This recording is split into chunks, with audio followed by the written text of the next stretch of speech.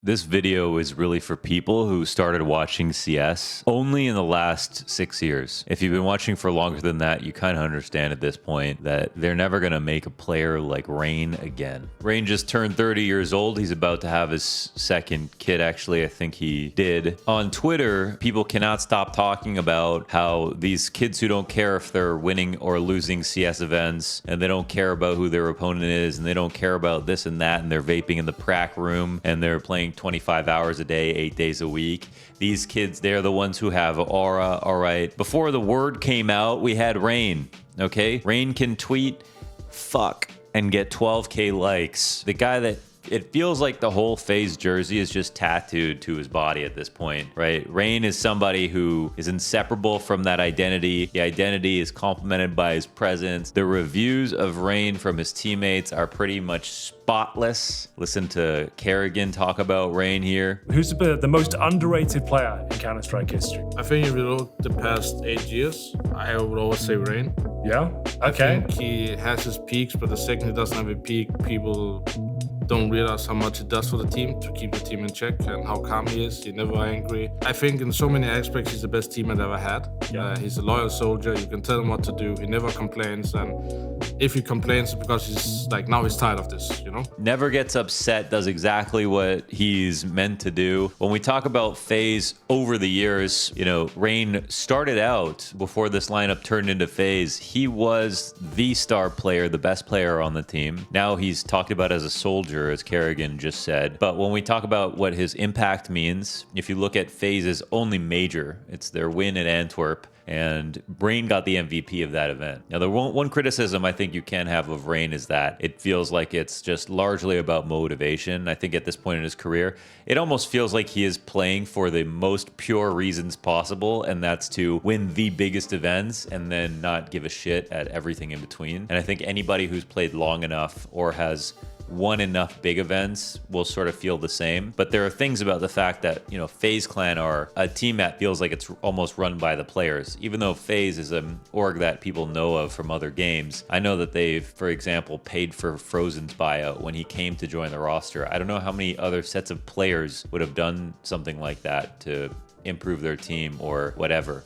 You know, this is a team that really is a gestalt of their players, and the Rain karrigan duo feels like the biggest part of that identity. I think for a while it was interesting because you had the three musketeers. You had Twist, Brokey, and Rops. Amazing late round trio, but two of them really new additions, and Brokey came onto the team as a rookie. Now he really feels like he's part of the family. But Rain and karrigan the entire time are the guys who have more experience at a higher level, who are teaching everybody who comes in, and Rain and karrigan are also the two players who are taking all of the opening engagements to allow for the three musketeers to work in the late round situations. And as we go deeper into CS2, we see that opening kills is even more of an important stat than it ever has been. We just had Sponge do a roundtable with Donk, Nico, and Rops, kind of going over how important riflers are and what the game feels like right now. Do we think that riflers are more impactful in the modern game than AWPers? I would say yes,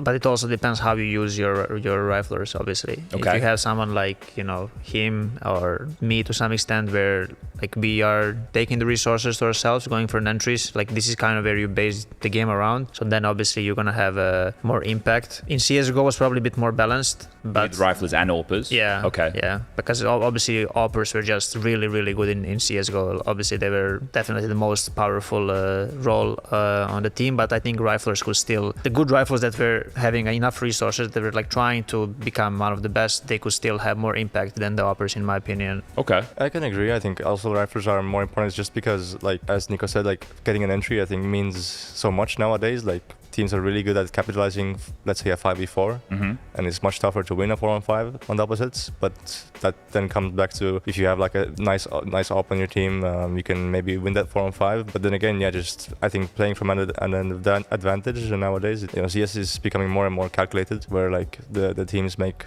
really good decisions, and they can just win the round based on a small advantage like that. So yeah, just having a great entry fragger is very beneficial for any team. Yeah, I agree. I just think the rifles have like more resource to like use their skills, I would say, because like oppers get used to just control the map and the rifles going forward and taking some space, so they have just more space to show themselves. And we have with FaZe Clan and we have with Rain a situation where Alige is on the team now, so he's taking a lot. His stats when it comes to opening duels, engagements, conversions after the first kills that he's got, they're looking really solid. They're not looking like 2022 Rain and FaZe Clan levels, but they're looking very solid. But right now with Rain, he's not the player that won them the major when they played. Now he's the player who's sacrificing a lot of space, who is getting a little bit older. Is he the player who is going to kind of try it again to find his form when Budapest rolls around? That's sort of the question. This sort of just feels like a lot rests on Rain when you think about how much stability he brings to the team emotionally, clearly, how much his motivation ties to how well his team can do, how good they actually can be when he's on point. A lot of these things, it feels like are tied to Rain's impact for better or worse. And I think it's kind of a very unique place. And if you look at the player that he is mechanically, you're talking about a guy who is always known for his aim and is not somebody who baits a lot. He's somebody who actually goes out and then looks to be traded after. He looks to start the rounds off a lot of times. He's somebody who is selfless. They don't make players even mechanically like you see from Rain right now, right? This style of aim, persevering into 2025 at the top level, everybody looks like they're on crack now, you know, when it comes to the way that they're clearing angles and everything. You watch Donk, dude, that looks like prime Hunter Biden, okay? I'm talking the baking soda is in the pot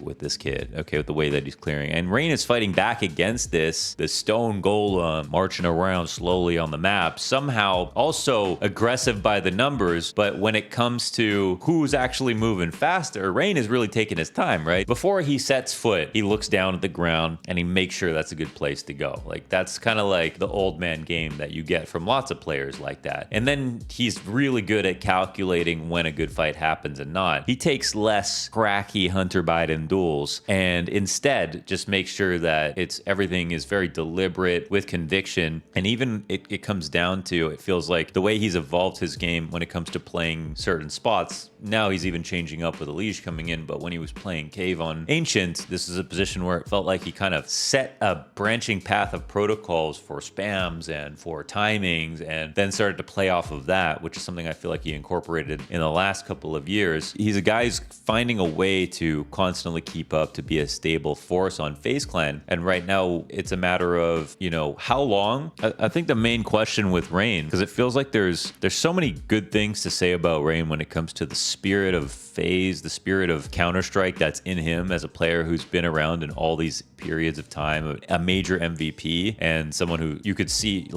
FaZe winning a major again, right? It's not a team where and I don't mean to knock anybody, but let's say Crims, for example, or it's like their team doesn't have the prospect to win again. FaZe do have the prospect to win again. They've made 2 out of 3 major finals in CS2 already. They damn near made another one this time as well, you know, if not for the Mongols winning their rematch versus FaZe this time. What I'm saying here, guys, is it basically feels like if FaZe Clan lose Rain or karrigan, FaZe are dead. Because emotionally, how do you even look at this team in the same way, right? I mean, you could have Brokey, but like, it's not even about like, Brokey actually does bring his personality in. How do you think it's gonna go? Gonna be a 2-0 for us. A very easy game. Very easy game. Why do you think it's gonna be so easy versus Mouth? They suck. Okay, thank you. I mean, he's got some funny ass tweets too, right? He's got this photo of Navi winning in Copenhagen, walking down the stage, and he looks like Brokey, and there's the sparklers going up behind him. I mean, he's funny too. It's not they're losing the personality there, but in terms of everything, right? It's a full package. You're trying to take red wine out of a dress shirt, you know, after like 12 hours. You can't do it when it comes to Rain and FaZe, or karrigan and FaZe, and fuck it. I mean, we could say Brokey and FaZe too. But I just, you know, why I'm making this, because gratitude is really important. And one of my biggest regrets in life, the only time I've really, I'd say, called out one player to get removed from a team was Rain in like 2020. And the one way I was spitting was I compared him directly to FlameZ. FlameZ was up and coming back then, a young English kid on endpoint. And well, he turned out to be the player that we all hoped he would become. But it was the idea that Rain wasn't trying hard enough when, you know, at that time in 2020, with everybody playing tournaments online and you're playing Cologne from the same room as you're playing the Blast World Final. You're playing the you know what I mean? Like, there's no major to play. Everyone was lacking motivation, and I singled out a guy who is one of the old school players who would specifically need it more than everyone else, and it was kind of the wrong time to make that video, to be honest. I can't get mad at myself for making it because I was, you know, everyone should be held to a standard of playing as best as they could, but yeah, what the hell? It was hard to know what was going to happen next in the world, so I kind of just tried to assume every day was the same as the last, and well, it turned out after that, Rain became the best player that he ever was, right, in 2022, and that's when you get quotes like Rain saying LANCLAN, Rain saying welcome to FaZe, motherfuckers, like welcome to FaZe, motherfuckers. Yeah, exactly. Welcome to FaZe, motherfuckers. There's a certain thing about Rain and FaZe in general that it's about the circumstances. You actually can't count them out when it comes to if they get to playoffs, except this last time in Austin, that didn't really count. I'm not crazy, right? Like there are special players and special lineups that just have a sort of status in the game that it is impossible to replicate. They are like kind of a part of the fabric of the game in a way that you can't just change or maneuver or change a roster and get the feeling back for the team. So to me, you know, Rain will retire in a FaZe jersey. If he doesn't, I couldn't even imagine it, because right now in my head, he's not playing for money, right? I just don't even see that. Maybe it is like, you know, having the career and getting the money while it's good is like a part of it, but ultimately, like when you see the motivation and when he plays his best and what the circumstances are, you're seeing it attached to the biggest tournaments. The most important performances are always there. It speaks volumes that he became the oldest player to win an MVP at 27, a major MVP at 27 at Antwerp. The question is Rain going to be the MVP of Budapest in 2025? How many years does Rain have left? How many years does FaZe with, let's say, karrigan and Rain have left? And are we going to appreciate what that's done for the game over all these years? When karrigan got cut from the team the first time around, Rain said, this is the team that I played with the longest, who was so special to my heart. Since then, karrigan got cut from the team. He has played with them for another 4 years. Imagine how entrenched they are with each other, you know? And every time we get a little voice comm, we're reminded of exactly what kind of status I think Rain has in the community. It feels like he could say that the smallest thing and it blows up because he's got such a strong fan base around him. I think a lot of that comes with loyalty.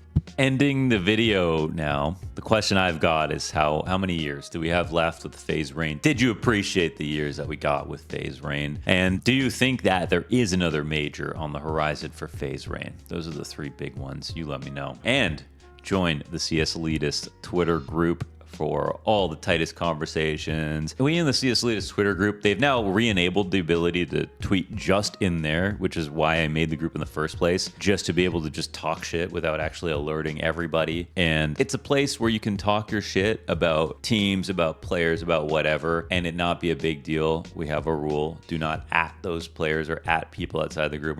The goal is to like blow off some steam, make some funny memes, make fun of a bad performance here and there, be a little racist, you know what I'm saying, but in the fun way. And it's just a little community we've got going on. So come on and join that if you want to come through. We'll be doing giveaways in there. That's fun. Thank you for watching. And are there any players that you want me to talk about that we haven't talked about on this channel? How far back do you want to go? I've been there since the beginning of CSGO, so hit me up if you want some more backstory. And remember, you always have enough money for a deagle.